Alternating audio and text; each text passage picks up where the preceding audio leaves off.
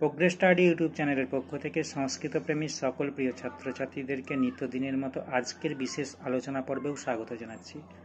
আজ ছোট ছোট কয়েকটি বাংলা বাক্যকে আমি সংস্কৃতে অনুবাদ করে দেখাবো, যেগুলি তোমরা মন দিয়ে প্রথম থেকে শেষ পর্যন্ত স্কিপ না করে শুনবে, তাহলে অবশ্যই তোমাদের উপকারে লাগবে যে কোনো পরীক্ষার ক্ষেত্রে, এবং তোমরা ভিডিওটি থেকে অনেক কিছু জানতে বা শিখতে পারবে। আর যদি ভিডিওটি তোমাদের বিন্দুমাত্র উপকারে লাগে বা ভালো লেগে থাকে, তাহলে অবশ্যই প্রতিদিনের মতো আজও বলছি, চ্যানেলটি সাবস্ক্রাইব করে দেবে। যদি তোমরা ফেসবুক থেকে বা ইনস্টাগ্রাম থেকে দেখে থাকো, তাহলে সেখানে প্রোফাইলগুলো ফলো করে দেবে।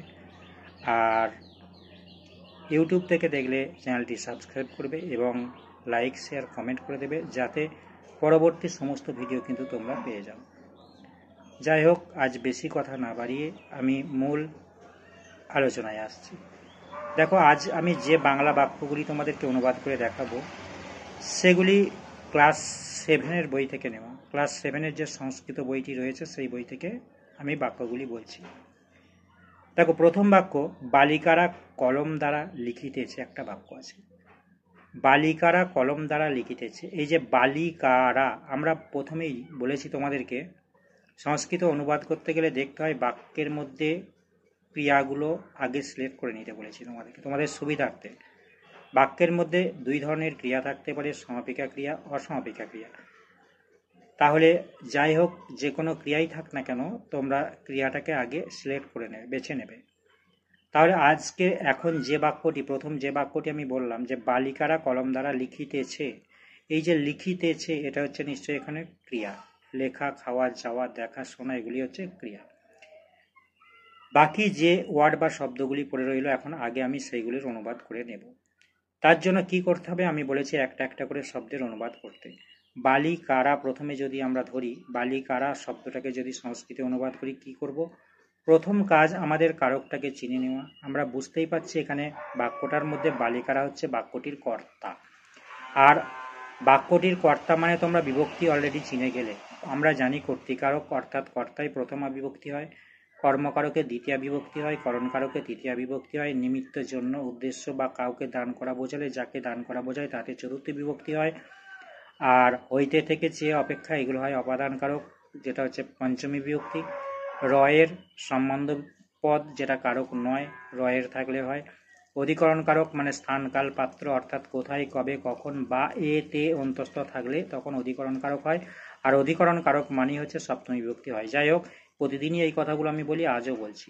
এখানে দেখো আছে বালিকারা। বালিকারা নিশ্চয়ই কর্তৃকারক, প্রথমা বিভক্তি এবং বচন চিনে নিতে হবে। তিনটে জিনিস, প্রথম কারকটা চিনলে, তাহলে বালিকারা মানে কারা দিয়ে প্রশ্ন করব, কে বা কারা দিয়ে প্রশ্ন করলে কর্তৃকারক হয়, তাহলে কর্তৃকারকের প্রথমা বিভক্তি আমরা জানি। এবারে প্রথমার কোন বচন দেবে, নিশ্চয়ই বালিকারা, বুঝতেই পারছো তোমরা, বহু বচনে আছে, এক বচন দ্বিবচন নেই। এক বচন একজনকে বোঝালে হয়, দ্বিবচন দুইজনকে বোঝালে হয়, বহু বচন দুইয়ের অধিক বোঝালে হয়। এখানে বালিকারা বলেছে মানে বহু বচনে ধরবো। তাহলে বালিকা বহু বচন পর্যন্ত পেলাম, প্রথমা পেলাম, তাহলে প্রথমার বহু বচন পেলাম। এবারে কোন কারান্ত শব্দের সঙ্গে দেবো, বালিকা হচ্ছে লতা শব্দের মতো, তাহলে লতা শব্দের নিশ্চয়ই প্রথমার বহু বচন তোমরা জানো। লতা শব্দের প্রথমার বহু বচনে কি আছে, লতা, লতে, লতা, লতা, লতে, লতা। তাহলে এখানে বালিকা শব্দের প্রথমার বহু বচনে আমরা কি লিখবো, বালিকা, বয়াকার লয়সই কয়াকার বিসর্গ হয়েছে। তাহলে বালিকারা এবার বলছে কলম দিয়ে লিখছে, লিখিতেছে, তাহলে কলম দিয়ে, দ্বারা দেয়া কর্তৃক, দিয়ে আছে, দিয়ে, তাহলে দ্বারা দেয়া কর্তৃক আমরা জানি, দ্বারা দেয়া কর্তৃক হচ্ছে করণকারক। আর করণকারক মাত্রই কি হয়, করণকারকের সবসময় প্রথমা বিভক্তি হয়, তৃতীয় বিভক্তি হয়।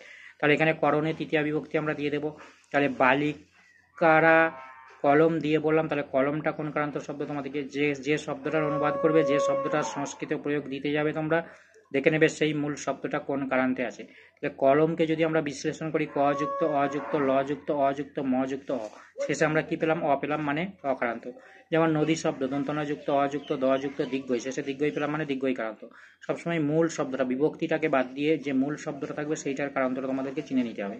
তাহলে এখানে আমরা দেখতে পাচ্ছি কলম দিয়ে, তাহলে কলমটা হচ্ছে মূল শব্দ, কলম হচ্ছে অকারান্ত শব্দ, তাহলে নর শব্দের মতো হবে না, কিন্তু এটা ফল শব্দের মতো। কেন বলি, কারণ কলম হচ্ছে ক্লীবলিঙ্গ শব্দ, ফল শব্দের মতো, নর হচ্ছে পুংলিঙ্গ, ওই জন্য ক্লীবলিঙ্গ ফল শব্দের মতো মিলিয়ে নেবে। তাহলে কলম, কলম আছে অকারান্ত, তৃতীয়ার এক বচন বললাম, যেহেতু করণকারক, দ্বারা দেয়া কর্তৃক দিয়ে আছে। তৃতীয়ার এক বচনে কি, যদি আমরা ফল শব্দে তৃতীয়ার এক বচনে যাই, কি লিখবো, ফলে ন, ফলম ফলে ফলানি, ফলম ফলে ফলানি, তৃতীয় আছে ফলে ন ফলাভ্যাম ফলই, তাহলে ফলে ন। তাহলে এখানে কি লিখবো তাহলে? এখানে লিখবো কলমেনো। তাহলে পুরো কি হলো? বালিকা বা একার লয়াশয় কয়াকার বিসর্গ কলমেনো। এবারে আছে লিখিতেছে। তাহলে ছে ছি এইগুলো থাকলে আমি আগেই বলেছি প্রেজেন্ট টেন্স বর্তমান কাল মানে লট দিয়ে অনুবাদ করতে হবে। তাহলে ধাতুরূপের লটের ছকে চলে যাও। এটা ধাতুর প্রয়োগ দেবো যেহেতু এটা ক্রিয়া। তাহলে লটের কোন পুরুষ কোন বচন দেবে? এটা বর্তমানকালে বাক্যটা আছে বুঝতেই পারছি। তাহলে লটের নিশ্চয়ই প্রথম পুরুষ বহু বচন হবে। কেন হবে? কারণ বালিকারা প্রথম পুরুষ বহু বচন। যদি বলে কি করে চিনবো? আমি আমরা থাকলে উত্তম পুরুষ, তুমি তোমরা থাকলে মধ্যম পুরুষ, বাকি রাম শ্যাম যদু মধু সে তারা যাই থাক না কেন সব প্রথম পুরুষ হয়। তাহলে এখানে নিশ্চয়ই বালিকারা আছে, আমি আমরাও নেই, তুমি তোমরাও নেই, ওই জন্য বালিকারাটা কি হবে? প্রথম পুরুষ বহু বচন হবে। আর বালিকারা বহু বচন একটু আগেই প্রয়োগটা আমরা দিলাম। প্রথম আর বহু বচন, প্রথম পুরুষ বহু বচন আছে, তাহলে এখানেও তোমাকে প্রথম পুরুষ বহু বচনের প্রয়োগটা দিতে হবে। তাহলে কি লিখবে? না বালিকা কলমেনো। এবারে লেখা বলেছে লিখিতেছে, তাহলে লেখা ধাতুটা কি? লিখতি লিখত লিখন্তি, লিখতি লিখত লিখন্তি। এখানে প্রয়োগটা কি হবে? লিখন্তি। তাহলে প্রয়োগটা কি হলো? বালিকা কলমেনো লিখন্তি। এরপরে নেক্সট বাক্য 2 নম্বর বাক্য আছে দেখো, পুত্র পিতার সহিত যাইবে। পুত্র পিতার সহিত যাইবে। এই যে পুত্র, পুত্র নিশ্চয়ই বাক্যের কর্তা আছে। তাহলে কর্তাই আমরা জানি সবসময় প্রথম হয়। পুত্র কোন কারান্ত শব্দ? পুত্র হচ্ছে অকারান্ত শব্দ। অকারান্ত শব্দ মানে নর শব্দের মতো প্রয়োগ হবে। তাহলে নর শব্দের নিশ্চয়ই প্রথম আর এক বচন কি হবে? নর শব্দের প্রথম আর এক বচনে কি হবে? নর। তাহলে কি হবে এখানে? পুত্র পয়সৌ তয়রাফলা বিসর্গ। পুত্র পয়সৌ তয়রাফলা বিসর্গ। তাহলে নর শব্দের মতো অকারান্ত রূপ দিলাম আমরা। তাহলে নর শব্দের প্রথম আর এক বচনে কি আছে? নরহ দন্তন্য রয়ে বিসর্গ। তাহলে এখানে কি হবে? পুত্র। এবারে আছে পিতার সহিত যাইবে। দেখো তাহলে পিতার সহিত বলেছি আমরা, সহিত মানে কি? সঙ্গে অর্থ। আমরা একটা সূত্র পড়েছিলাম সহযুক্তে অপ্রধানে, অর্থাৎ যখন সহযুক্ত থাকে তখনও তৃতীয় হয়, আর সহ অর্থ বোঝালেও তৃতীয় হয়। এখানে কিন্তু সহিত মানে সহ বা সঙ্গে অর্থ, এটা যোগ করা আছে ডাইরেক্ট। তাহলে এখানে আমাকে তৃতীয়ার প্রয়োগ দিতে হবে। পিতার সঙ্গে এখানে রয়ের থাকলেও সম্বন্ধ পদের প্রয়োগ দিতে পারবো না। তাহলে পিতৃ শব্দ, পিতা মানে হচ্ছে পিতৃ শব্দ, পিতৃ শব্দের তাহলে তৃতীয় এক বচন কি হবে? পিত্রা পয়সাই তয়রা ফলা আকার হবে পিত্রা, পিতৃ শব্দের তৃতীয় এক বচন। এবার আছে যাইবে। আমরা জানি ববে, ববে থাকলে কি হয়? ববে থাকলে ভবিষ্যৎকাল হয়। তাহলে ভবিষ্যৎকাল, ভবিষ্যৎকালে কোন ছক দিয়ে অনুবাদ করবো সংস্কৃতে? লিট দিয়ে। লিট ধাতুরূপের যে লিটের ছক আছে, তাহলে লিটের কোন পুরুষ কোন বচন হবে? নিশ্চয়ই পুত্র প্রথম পুরুষ আছে, আর এক বচন আছে, তাহলে প্রথম পুরুষ এক বচন। তাহলে লিটের প্রথম পুরুষ এক বচনে কি আছে? না চাইবে আছে গম ধাতু, তাহলে গম ধাতুর লিটের প্রথম পুরুষ এক বচন হবে গমিষ্যতি। হ্যাঁ, গম আশয় মতনাশয় জপলা তয়াশয়। কেন প্রথম পুরুষ হলো? বুঝতেই পারলে পুত্র আছে, পুত্র কর্তা, কর্তা যে পুরুষ যে বচন, ক্রিয়াও সেই পুরুষ সেই বচন হবে। তাহলে কর্তা প্রথম পুরুষ আছে, কারণ কর্তা যদি আমি আমরা থাকে তখন উত্তম পুরুষ হয়, কর্তা যদি তুমি তোমরা থাকে তখন মধ্যম পুরুষ হয়, আর বাকি রাম শ্যাম যদু মধু সে তাহারা যাই থাক না কেন সব কি হয়ে যায়? প্রথম পুরুষ হয়। তাহলে এখানে প্রথম পুরুষের প্রয়োগ দেওয়া হলো। তাহলে কি হলো? গমিষ্যতি। তাহলে পুরো বাক্যটা কি না হলো? পুত্র, পুত্র পয়সৌ তরফলা বিসর্গ, পিত্রা পয়সই তরফলা আকার দিয়ে একটা সহিত আছে সঙ্গে আছে, ওই জন্য সহটা যোগ করে দেবো। হ্যাঁ, পিত্রাস সহ। এবার আছে গমিষ্যতি। ঠিক আছে। নেক্সট পরে 3 নম্বর বাক্য, মানুষ জ্ঞানের নিমিত্ত পাঠ করে। মানুষ জ্ঞানের নিমিত্ত পাঠ করে। দেখো মানুষ নিশ্চয়ই মানুষ বুঝতেই পারছি, নর দিয়ে আমরা প্রয়োগ করতে পারি সরাসরি, নর মানে মানুষ।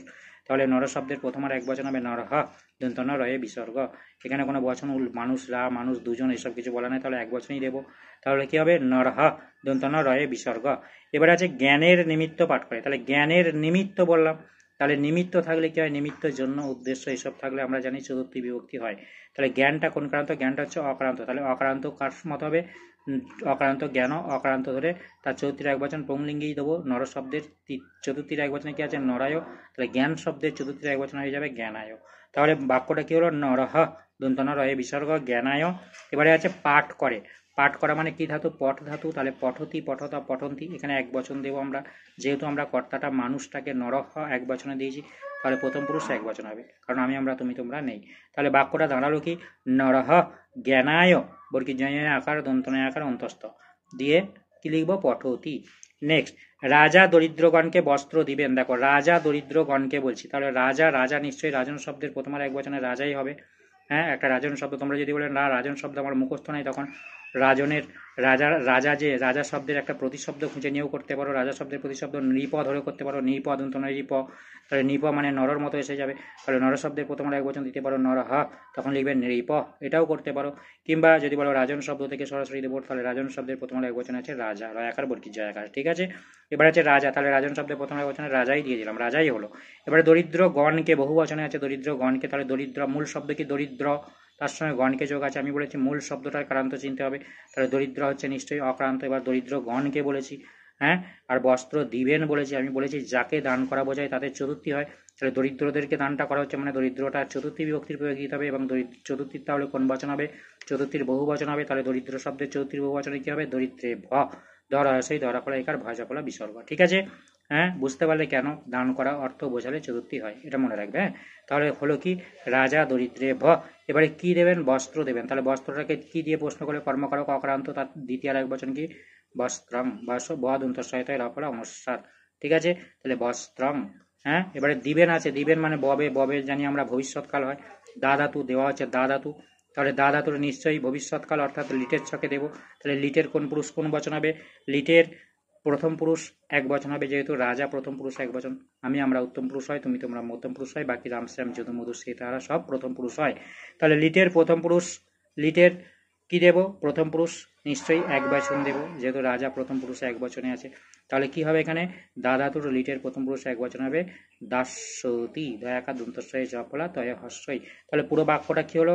রাজা দরিদ্রেভ্য বস্ত্রং দাস্যতি, দয়াকা দন্তস্বয়ে জপলা তয় হস্যই, ভবিষ্যৎকালে লিট ছক থেকে দিলাম। ঠিক আছে, আশা করি বুঝতে পেরেছো। তাহলে আমি আজকে মাত্র এই কটি বাক্যই করালাম, আবার পরে